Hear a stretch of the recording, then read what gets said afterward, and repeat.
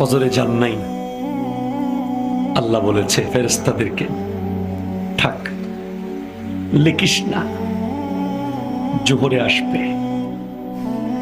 আমার বান্দা তো। আল্লাহ পানি বন্ধ করে দেব? না না না, আমার বান্দা।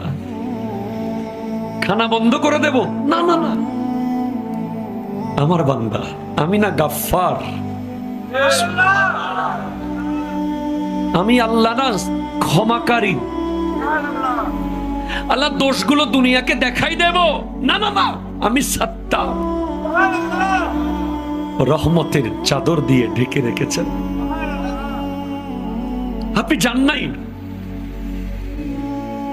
আপনাকে হাইয়া আলা সালাহ বলার পর আবার হাইয়া আলাল ফালাহ বলেছেন। হাইয়া আলা সালাহ বললে হতো, ফালাহ কেন বললো? আরে তোর লাভের জন্য আয়।